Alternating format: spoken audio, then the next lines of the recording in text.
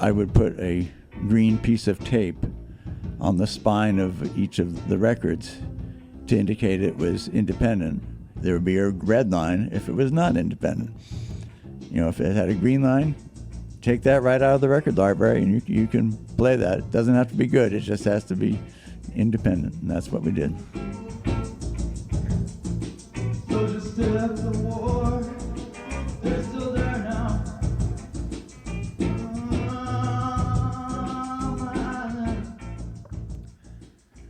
Hey y'all, it's Markley, and this is another bonus episode of Low Profile.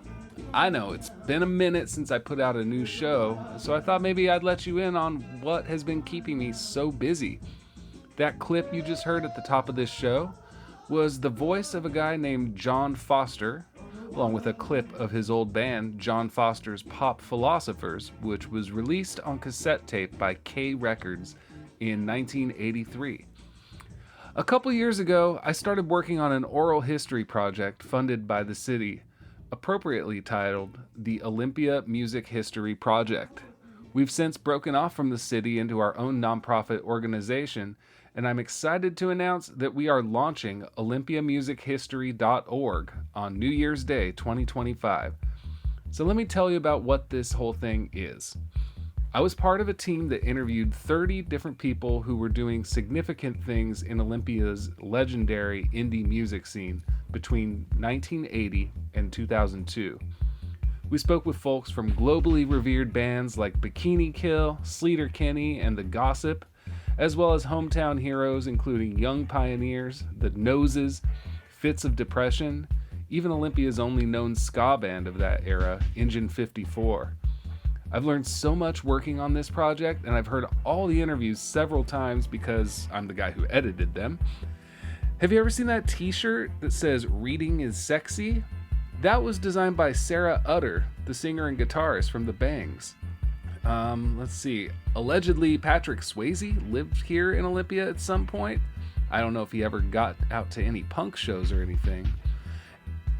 And there are all these festivals. International Pop Underground Convention in 1991, the YoYo A Go Go festivals after that, Ladyfest, which became an international series, and then a groundbreaking grassroots rock opera called the Transfused.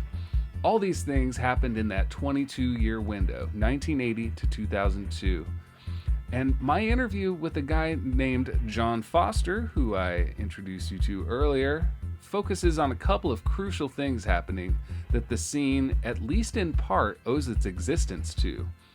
The first one is the enactment of the Green Line policy at KAOS. That's KAOS 89.3 FM Olympia, a game-changing move making it against the rules to play any less than 80% independently released music. That had a huge impact on a lot of creative people that tuned in. The second thing is the publication of Op magazine, a dense zine focused on independent music of every kind and featured contributing writers like Matt Groening, Eugene Chadbourne, Jonathan Richman, on and on.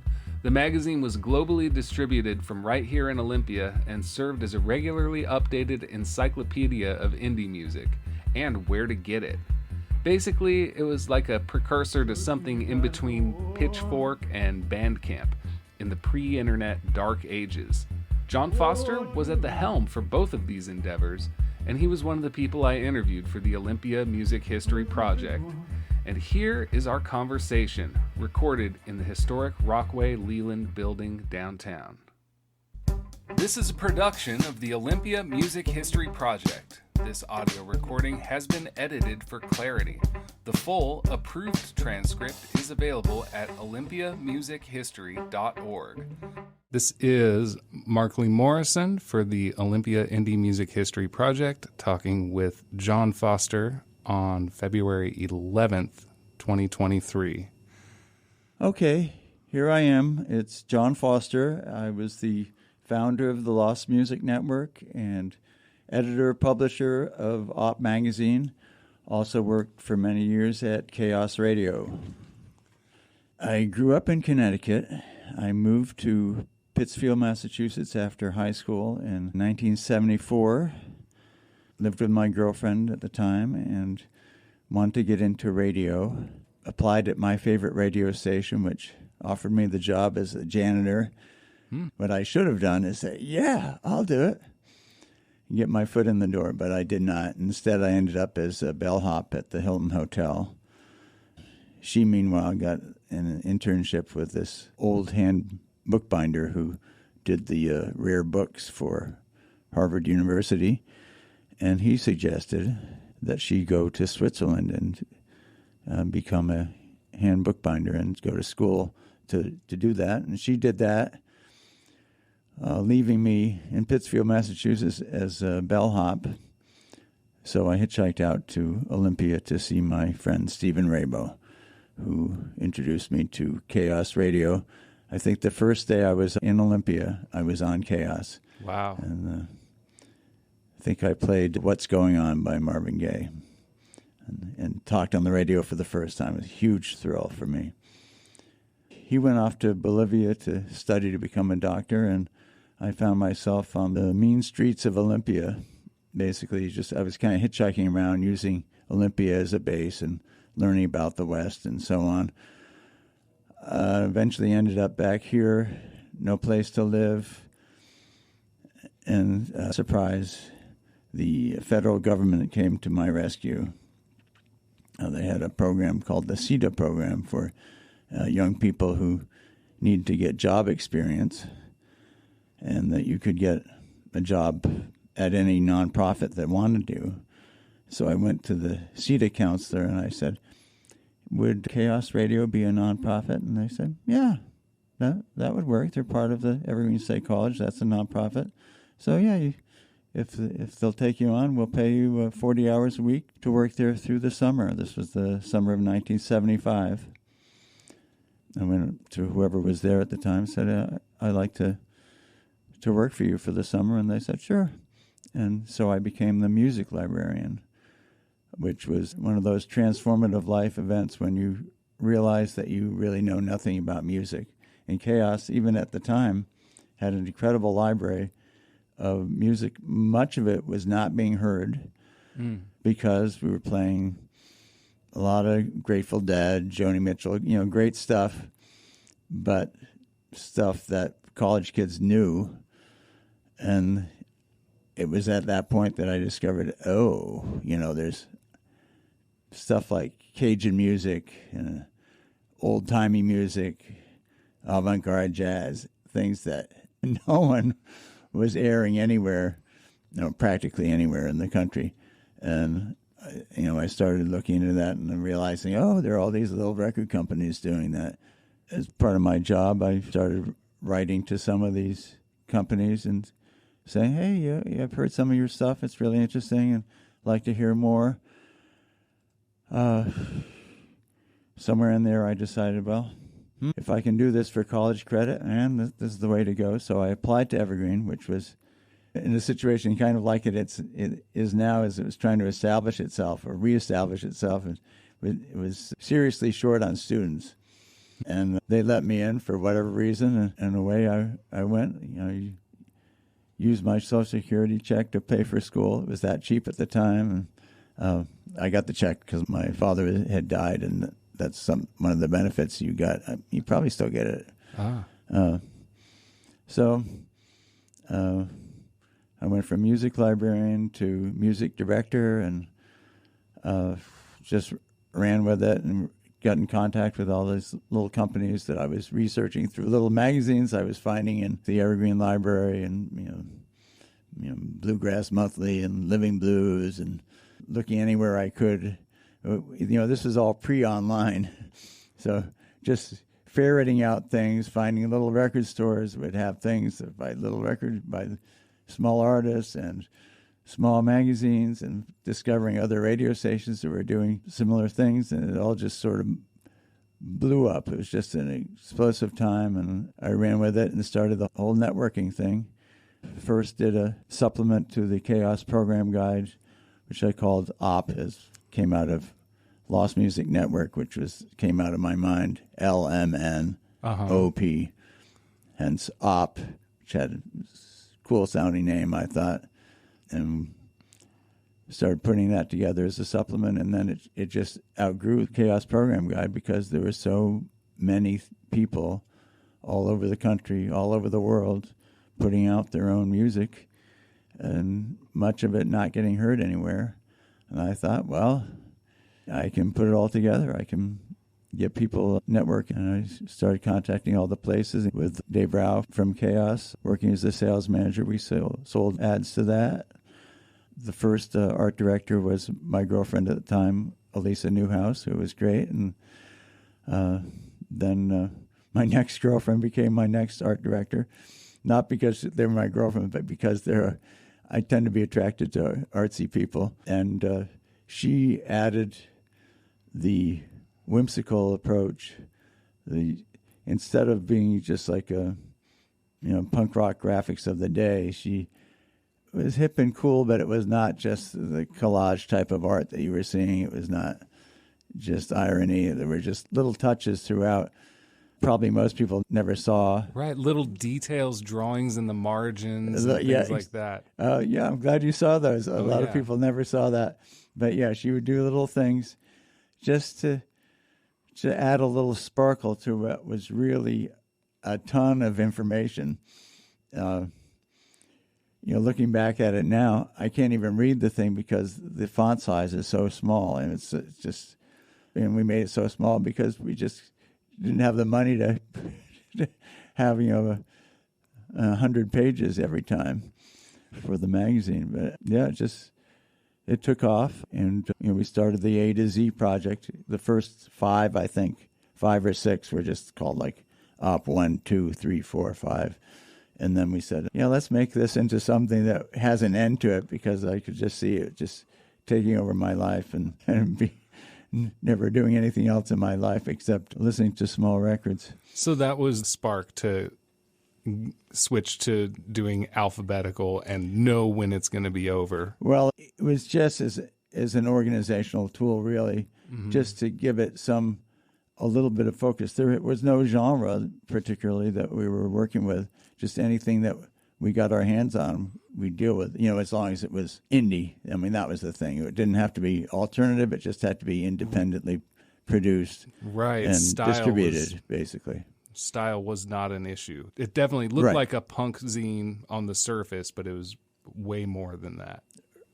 Right, and yeah, it was a punk plus. We were, Dana and I were both influenced by the punk movement, certainly the whole do-it-yourself thing, but that was really not the emphasis. The emphasis was on independence and doing your own thing and meeting up with others who were doing the same thing, meeting up through the mails at that time, because, of course, the internet did not exist.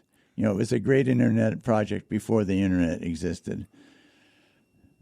The reviews were very brief too. They weren't so much reviews as just a description. You would get like the general idea. I think there was a cassette review that I read for a band called You Suck. It just said 30 minutes. They destroy these cover songs. I think I'm going to try to produce their next record because I love it so much. This music has no redeeming value. And then it just lists a phone number to call if you're interested. Yeah. That one stuck out to me. Yeah, I didn't have anything against people being critical or non-critical for that matter, just to get it out there. And, the idea mostly was to be descriptive. But I thought personally, for people just reading it, that they would want to have a point of view. They would want to know what the writer thought of it. So I let them do that if they wished. And if they didn't wish, that was fine too. I was a hippie, so whatever goes. I think the networking aspect, it was definitely what made it have such a huge reach globally, really. Absolutely. That was the thing, It's a catalog of like-minded folks. Yeah, and this was happening at the same time that people like Bruce and Sub Pop, or Subterranean Pop as it was at the time, they were organizing things in a different way. They were thinking in terms of regional scenes, that type of thing. They were all into local and small. I was not into that at all because I grew up local. I wanted to get as big as possible, big within that independent music thing. I grew up in a town of less than 2,000 people, and I knew that wasn't my scene. And I was just interested in what people in Finland were doing, in Sweden. I mean, one year we had some guys from Sweden who just came over just to visit with us, just because they'd read about, what we were doing in the magazine. That was a kick for us. So, for me, international and national was the way, and I loved it when small town folks like in Iowa were doing things in their basements or whatever. But, unlike Calvin Johnson and doing the, really centering everything around Olympia, or Bruce just, categorizing everything by, the Seattle scene, the Chicago scene or whatever. That was not me. Yeah, but Olympia was always in the magazine at some point. It was like something that was referred to consistently. Yeah, we lived here and we loved it, yeah. Although it was not that hospitable to indie artists in some ways at that time, because it was a lot more divided between, there was that thing, the town gown, greener townie divide that Calvin Johnson really bridged by being a townie and coming out to Evergreen and working with me and at OP and also working at KAOS. That was great. Bruce was from the suburbs of Chicago, and there were all kinds of other people who came from other places, but Calvin was really our townie, and he was great. I feel like this Lost Music Network put that idea in people's heads that this was a hub for creativity, or at least the home of a network. I think so too. I mean, it had some cachet because this was coming from here, and then, out of this, came the Sub Pops and the K Records and, other things like that. But certainly OP and KAOS were very important in that, and attracting people to Olympia as well, who came to Evergreen because of it, and just came to the town. And so there's also the side of breaking so many artists. Like when I look through the features, I'd say probably 90% at least are things that I've never heard of to this day. And then in there you have some names that, like, well, here's this new scrappy kid from such and such podunk town, and now they're considered a master of their craft. And and well, that's like anything. I mean, you're going to find that some things rise and some things are never seen again. And just from doing it, you realize, well, it's not so much about the artistry. It's just the way things go sometimes.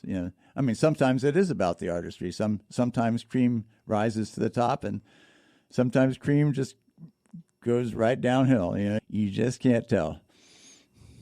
With KAOS, you're the one who came up with the guideline about playing primarily independent recordings on the air. Was that before OP happened? Yes. My years are all kind of fuzzy.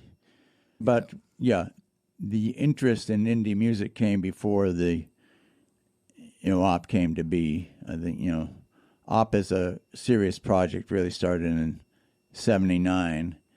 And I'm thinking that Green Line policy, which you speak of, which says that you must play, people on KAOS, the presenters or DJs, whatever you want to call them, must play 80% indie music before OP really became a thing.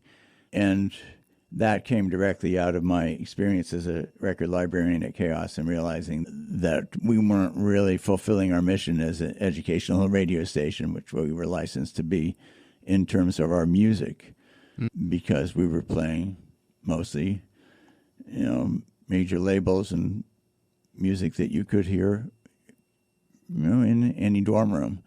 I was a zealot. I took it upon myself to try to change that thinking about what we could be as a radio station. And I wrote up that Green Line policy. And the way it happened was that KAOS was run by consensus.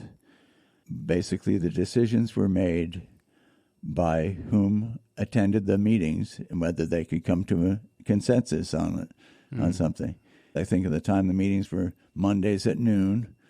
We all gathered, and whoever wanted to attend could attend. You didn't even have to be part of KAOS to do it. You could just come and attend. I don't know how well publicized it was or anything. But it was open to the public. But it was probably open to anyone who could listen to that radio station. And then I brought it to the meeting one day and said, this is what I think we should do. And, although there were tons of conflicts at KAOS about all kinds of different things, for whatever reason, then I wasn't behind it in any way. I didn't do any social engineering or anything. But that got passed by consensus that we agreed that's what we'd do. And we started doing it. And as far as I know, they're still doing it today, which is something I'm very proud of. The reason it was called the Green Line Policy was because as librarian and then as music director, I would put a green piece of tape on the spine of each of the records to indicate it was independent, and there would be a red line if it was not independent. So this became, if it had a green line, take that right out of the record library, and you can play that. It doesn't have to be good; it just has to be green line. It's independent, and that's what we did. What was your jam back then? What was your tendency with music? Well, I love Joni Mitchell, and I love Marvin Gaye and Stevie Wonder. I love Bob Dylan. My sister was a folkie, and my brother had sort of eclectic sort of blues and jazz taste. So, I like Miles Davis. I like John Coltrane. My sister would play things like pentangle, which was old English folk, and heard a lot of Peter, Paul, and Mary, that kind of thing. So, and also the Rolling Stones and the Beatles. My brother was more into the Stones. My sister was more into the Beatles. That was kind of common back then. Yeah. And so I would say I was a rocker primarily, although I loved James Brown. I liked loud, aggressive music. The first single I ever bought was by The Crazy World of Arthur Brown. It's a song called Fire. I am the god of hell and fire. I bring you fire. I bid you to burn. So that was that song. So I love that. Yeah. And then I kind of liked the Doors and the Jefferson Airplane. It's just kind of the 60s thing. Plus, we listened to Top 40 on the radio and knew all that stuff. And then, we got into sort of underground FM stations, which were new at the time. Most of the FM band they just didn't know what to do with it. AM was the dominant band on the radio. And so they sort of let people experiment on the FM, and it, brought out all the underground stuff, which I loved. I had sort of a mentor. He was like a socialist cigar salesman. I won't even go into the whole story of how I met him and all that, but he would play a station in New York City called WBAI, Pacifica Station. It's a nonprofit thing, very, very radical folks. Then they would play things like the speeches by the Black Panthers and things like that, which coming from I grew up in a very small, totally white town, and when I say totally white, I'm saying totally white town in rural Connecticut, dairy farming town originally, and so to hear the African-American radicals of the time, Angela Davis, Stokely Carmichael, and Bobby Seale. Well, it was inspirational and revolutionary, although I can't say I quite related, but I knew there was power there. And I was just attracted to that for some reason. Can't say why to the day. I'm not sure where I was going with this story. Oh, you were asking about my music influences, and music and radio influences. And right. One of the station I applied for to work at in Pittsfield, Massachusetts, was some guys from New York City.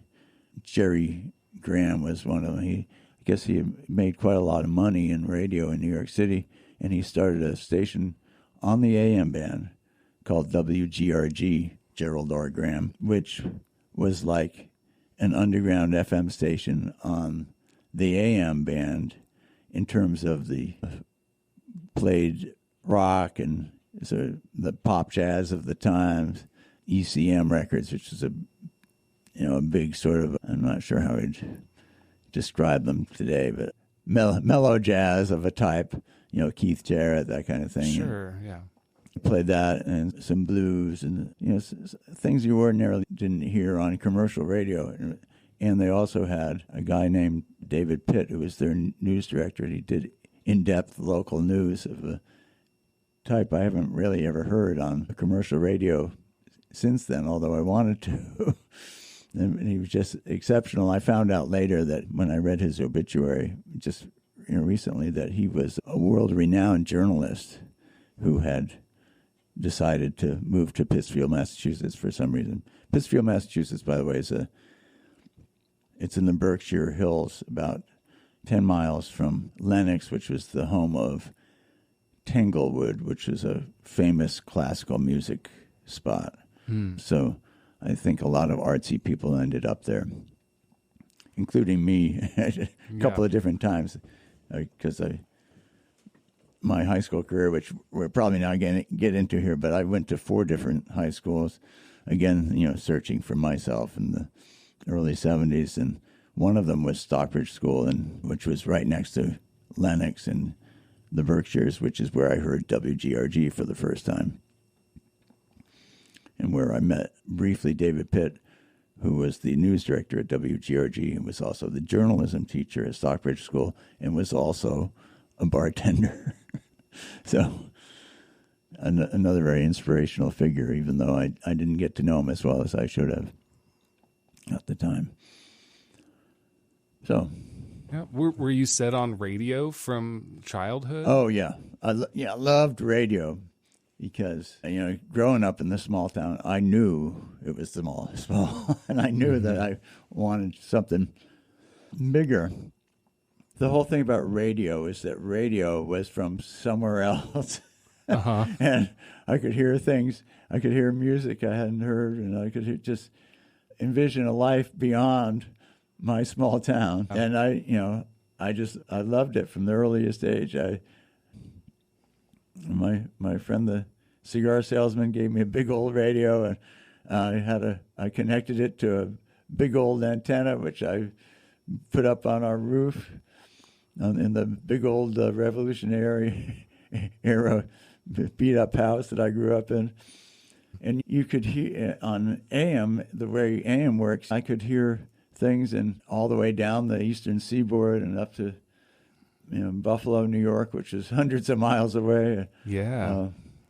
And it was, it was exciting. It was the 60s when I was doing this. I remember the first time I heard "You Can't Always Get What You Want" by the Rolling Stones on WKBW in Buffalo, New York. Things like that. So just radio was a huge influence on my life and continued to be the rest of my life. Yeah. So you came out to Olympia as a one-man counterculture, and you settled in. Yeah, I mean, I wasn't the only counterculture out there, but I was definitely part of a counterculture and probably a counterculture. My friend Stephen, who I'd met at the first high school I went to, was the guy who invited me out here because he thought I would be interested in Evergreen. And I wasn't really that interested in college at that time. I was more interested in, seeing the country and, figuring out what I was going to do for the rest of my life. But when KAOS presented itself, I got to say I leapt in and I took the opportunity. And I haven't regretted it a bit. And I found my people at Evergreen. Yeah.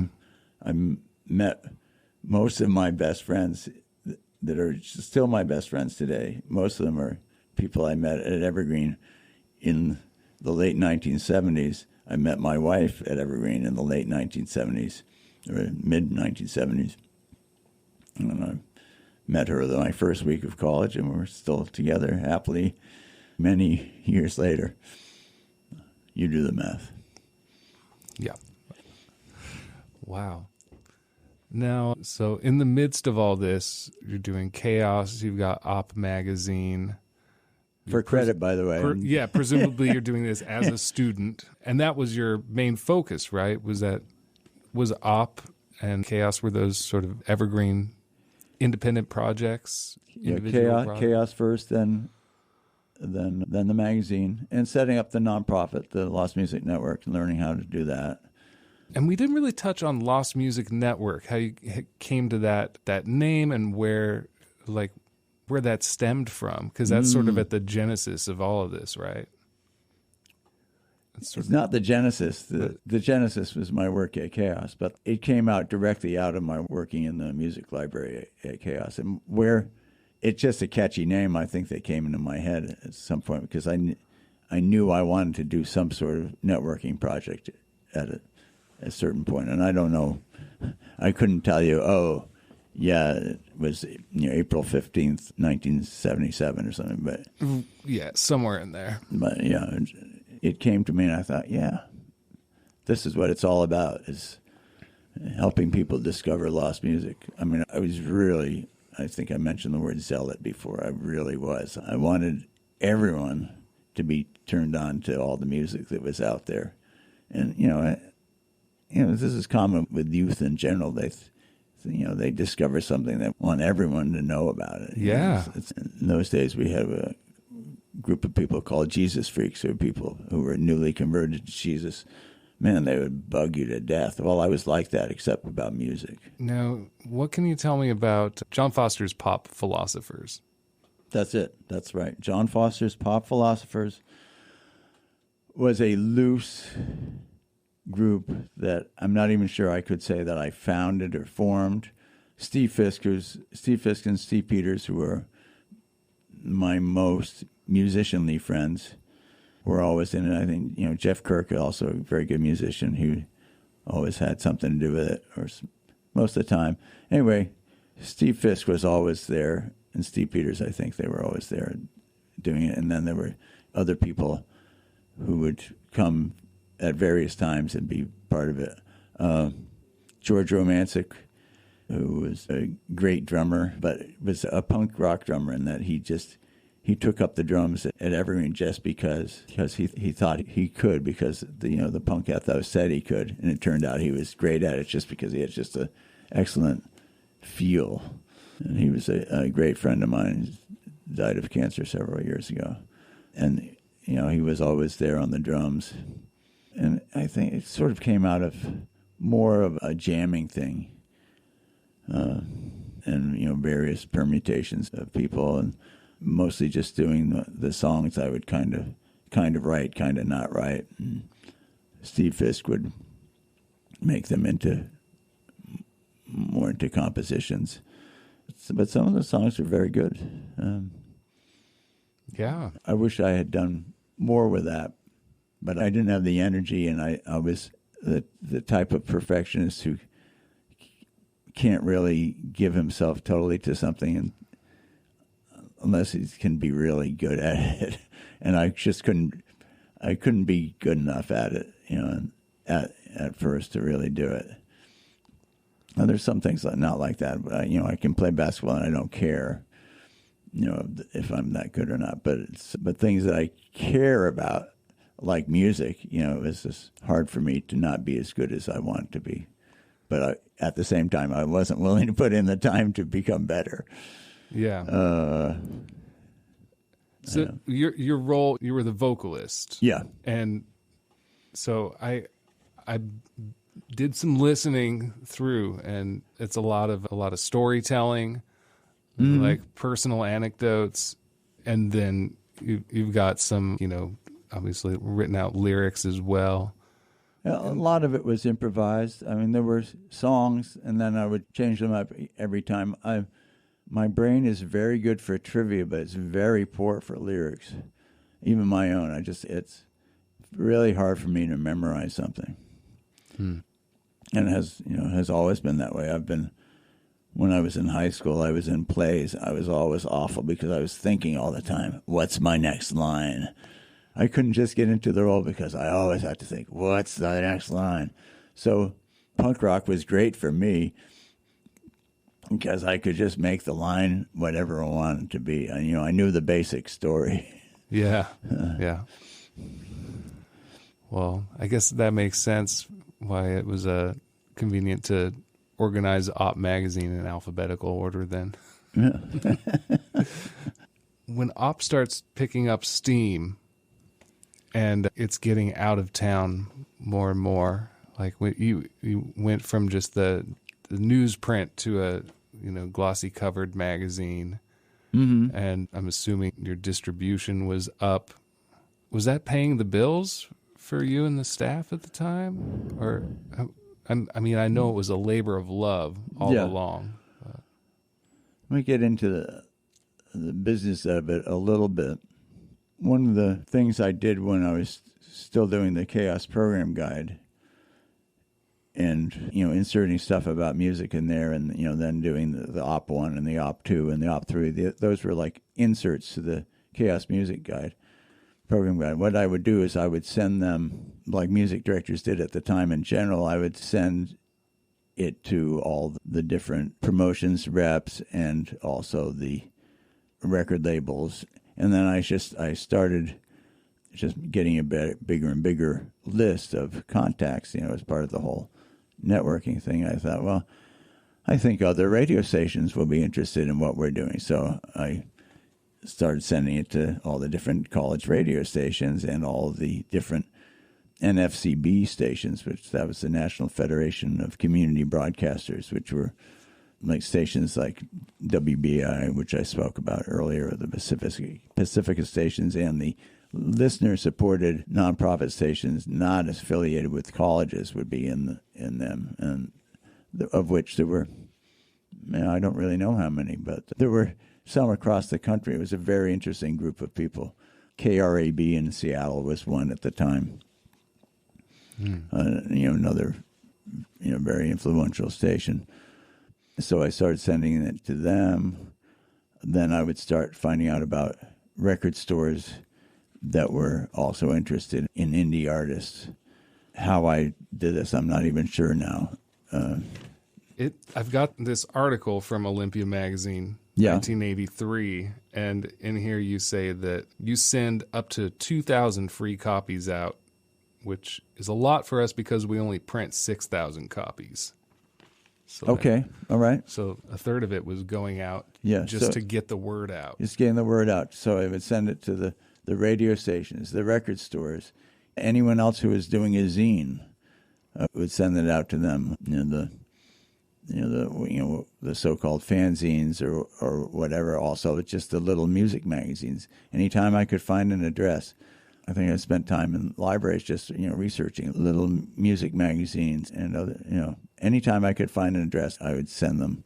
As people got involved in the network, they would say, "Oh, have you checked this out?" And it would give me another person or another group to put on the mailing list. So, the mailing list free mailing list got to be very large, probably larger than KAOS wanted to spend, although they had got a nonprofit rate to send them out. Without that, we couldn't have done it because, as you know, I'm living on nothing, and as my daughter resents today, we were living in a house that cost $100 a month rent. Our garbage service was, the evergreen dumpster. I mean, we did whatever we could to get by, and then at a certain point, it did. We separated out from Evergreen. Part of going to the A to Z project was, becoming our own nonprofit, so we weren't associated with them anymore. Yet we still rented time and space from Evergreen Graphics. I paid the Evergreen typesetter, Shirley Green, who was a wonderful woman, still alive in her 90s. She would stay after work at Graphics where she worked and typeset the magazine for me. Then I would rent time to typeset it after she would leave. Talk about burnout. There was some days where I would work, she'd work for a few hours and then I would come in like at 10 at night and then work through the night typesetting. And she taught me how to use all the equipment. Everything was different then in terms of we had to use specialized typesetting machine, a special machine just for headlines and such. We had to, hand strip all the things, wax the stuff. I mean, it was so different. Printing was relatively primitive at that time compared to now. Yeah. But eventually, you're right. What happened was it became so popular within an underground sense, that we could pay. I think, Dane and I were living together in the $100 a month house, and I think we paid ourselves I couldn't even tell you, but enough that we could get by $500 a month or $1,000 a month. Something that would seem, I can't believe you lived on it, but we were living on ramen, and you can stretch that pretty far, and so I wouldn't say we were comfortable, but we were fine. And, no one else got paid. Everyone else volunteered their stuff. I had college interns do work. People like Calvin and Bruce Pavitt and Steve Peters, Victoria Barreca. Robin James was very helpful. He was an excellent intern for me for a long time. He became a librarian. All the contributing writers from all over the place. Contributing writers from far and wide. Yeah. All with their own expertise. I was pleased to see a Eugene Chadbourne as sort of a recurring recurring character in the magazine. Yeah, Eugene Chadbourne was just the kind of artist that we like to promote. Just wacky, yeah, but interesting. Yeah, definitely. And he came to town and played and stuff. And some of the bands that we dealt with. Like Gary Wilson, they would come and play here, and that was great. Luxury, a band from Iowa, sort of a pop band who we really enjoyed. They came and played at a local bar, and I was too young to get in, but somehow snuck in. Oh, wow.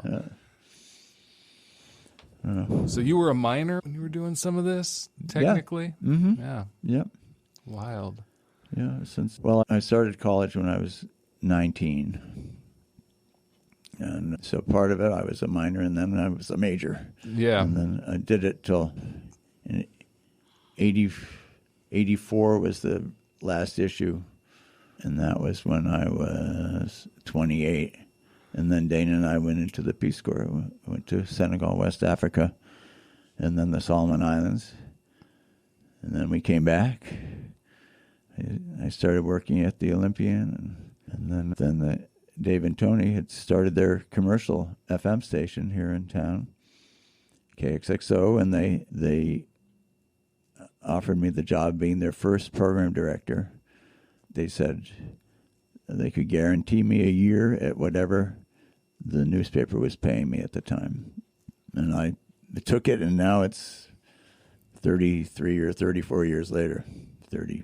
Yeah, I started in 1989, and now we're in 2023. Wow. Yeah. So there's a life. But it's the old crew. Yeah, it is. It's the old crew doing new things. Yeah. Very different music format. Oh, yeah. Yeah, the station we're running is what's called in the industry adult contemporary.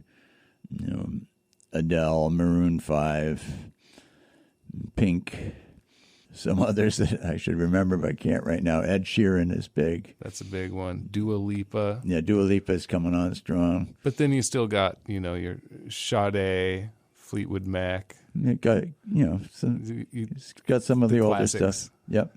Yeah.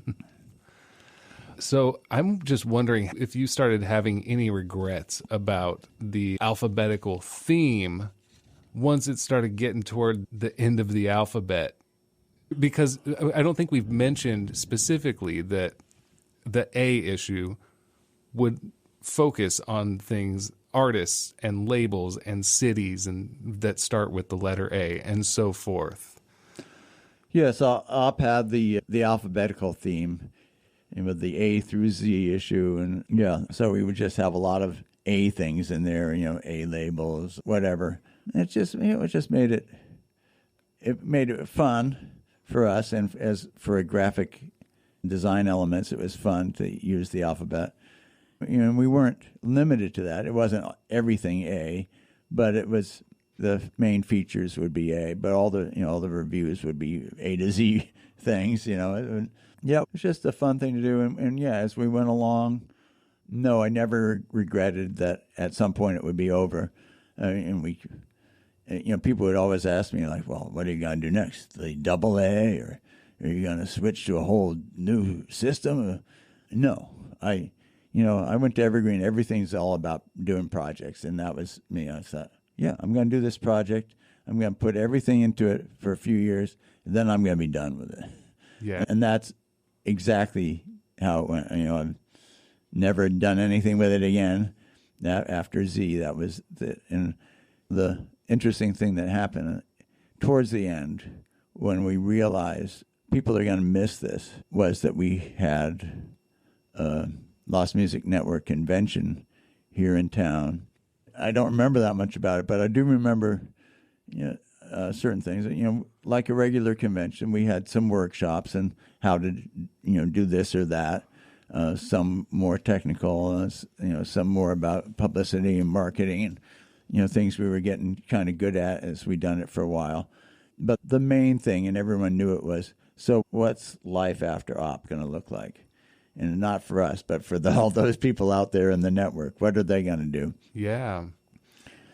I'd like to just interject because in reading through the magazines, you're building up to this event at a certain point. Okay. There's an announcement that goes out, and then like in a later issue, there's a form that's included where, you send like how much you want to pay to come, what kind of food do you like to eat, and what do you think we should talk about at this thing? And you're being very inclusive. You're inviting all the readers who care to come. Just please come to Olympia, and we'll make this thing what you guys want to make it.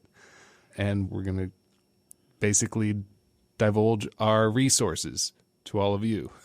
Yeah, Really that's cool good. I've idea. forgotten exactly how that came about, but yeah, we wanted to be something that was helpful for the network, and that if they wanted to continue it on, I was going to make it as easy for them as possible. And what came out of it was that a group of people said, yes, we are all going to assemble together in some place, and they had to decide where they were from all over the country, and they were all going to move somewhere and put together a publication and keep it going. And that's what they wanted to do, and I think that was great. And I gave them the mailing list and stuff for free. I just thought it belonged to them, really. It was their network, and I wasn't going to do anything with it. And, it gave them a good start. It's hard to get a group together to do anything. And they're basically going to be like a collective. It's split very rapidly into two groups. One was going to be based in Los Angeles, and the other in Ojai, California. And the group in Los Angeles stayed together for quite a long time. They put together the magazine called Option, which became quite a commercially viable magazine. And from what I can tell, it was good. Some people said that it was a sellout because it was slicker than Op. I didn't see it like that. Then there was another magazine that came out erratically, basically done by one fellow named David Chaffardini in Ojai, California, Sound Choice, and it was less slick than Op, but it had the same spirit behind it, and I don't think that had trouble getting readers. And out of the Option group, one of the best-known writers was Richie Unterberger, who has written numerous books now, some of which are really interesting, mostly about obscure 60s rock bands. I can't think of the other people who... And I don't know where they went, what they did, or anything else. I just know him because I see his books around. Can you tell me anything else about what you remember about when the day actually came? Or was it several days? Or? I think it was several days. I guess it's summer of '84. We rented out the dorms at Evergreen. Then also some people bought hotel rooms. And I could be way off. I'm going to say 100 people showed up. Mm-hmm. I think probably... the best known at the time was Henry Kaiser, who was also an experimental guitar player and part of the Kaiser family, who from Kaiser Steel and also Kaiser Health. They're that same family. Oh, wow. And I did not know he was part of that family. He came up from Oakland, I think is where they lived at the time. But a lot of very good musicians. And we played down at the Tropicana, which was a local club. My band played, I think, one night, maybe 2 nights. The Pop Philosophers? Yeah, I think we did. Plus other bands. I mean, there seemed to me there was lots of music all the time. But also just a lot of sessions and getting together and talking about the ideals. I wonder how many of those folks wound up staying here. I don't know. I mean, I know that people came out here because of Op. And, the story, perhaps apocryphal, is that Bruce Pavitt came out because of Op. I don't know. I thought he might have just came out because of KAOS, but I don't know. But I'm sure we had some influence. And now that I think back at it, I'm amazed that we were able to pull it off. To put together anything like that is a project unto itself, along with doing the magazine, which was a heck of a lot of work. Seems even now it would be a lot of work, but it would be a lot easier now than it was then. Yeah. I want to just pull one more quote from this 40-year-old interview here. What is that interview? I don't know what you're... This is an interview with a guy named John Foster, this handsome devil here. Oh, yeah. And it's in a short-lived magazine called Olympia Magazine. Olympia Magazine. Wow, I guess that's why I kept it, because it's there. I don't really look back at this stuff very much. Yeah. And some of it, I mean, you probably know some of what I'm saying is wrong because you probably have it from me 30 years ago or 40 years ago. Oh, yeah. Before my memories have been warped. That's kind of the nature of history. You find out that, stories change even within the person over the years. This is talking about the imminent demise of Op, which was planned. So this is about a year beforehand. And say that there might be another magazine in its place, but it won't have the same art director, won't have the same editor, and it probably won't be done in Olympia, Washington. Bingo. But I don't know. We've talked about some computer link-ups and stuff, and something might happen there on a small scale, especially in 1985. But I think we still have a ways to come before everyone has computers in the home, and they can just automatically plug in and find out what's happening with music. Oh, boy. You filled that void in the early 80s. Yeah, I was early stand-in for the internet. It's a transitional thing, that something was here briefly and then gone. VHS tapes, whatever, Yeah, no, I'm proud of it. I really am. I think it was an amazing thing that we did. I mean, it wasn't all me, but I was the spearhead, and I did a lot of the work. So, a great project, as they would say at Evergreen. Yeah, definitely a great project. And music and Olympia are still a huge part of your life today, all these years later. Yeah. Yeah. What made you stick around? Geez, friends. I think when we came back out of the Peace Corps in 1988,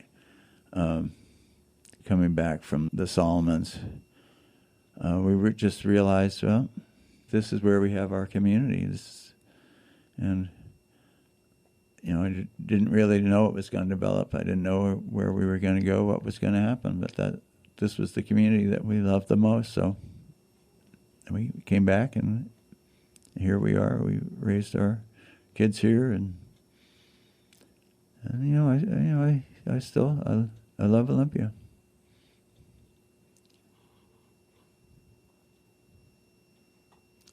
I think that's maybe even a good place to stop. Just a thing that I meant to bring up. Okay. Just about with Op as the editor, you really cared about your readers and you were open to interacting with them. I've read a letter where somebody wrote in and just berated you personally about your format choice. And I guess he really didn't like the letter U issue. Oh yeah, that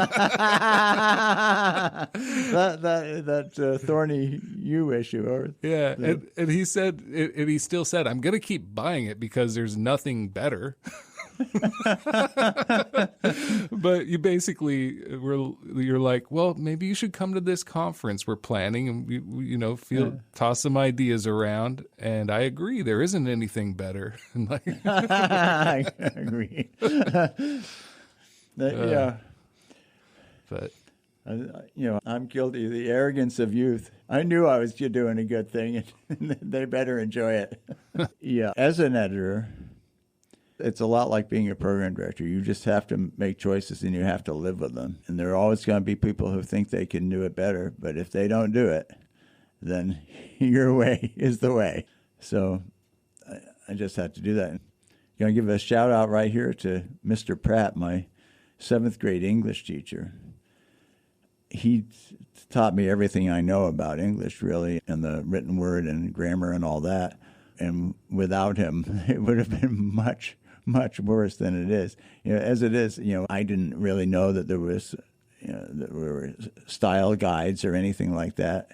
I look back at some things that I've learned since then and realized that I was using some English grammar things that we don't do over here, But I made up how a magazine was, edited. I've seen other magazines, but I wasn't a professional editor at the beginning, and now I feel I can call myself a professional editor. It's something I learned as I went along. I guess that's a good evergreen project right there, is knowing how to do it. But the whole idea of being inclusive, I think that's part of being a hippie and being who I am, and a general respect I have for people who do work, who do their thing.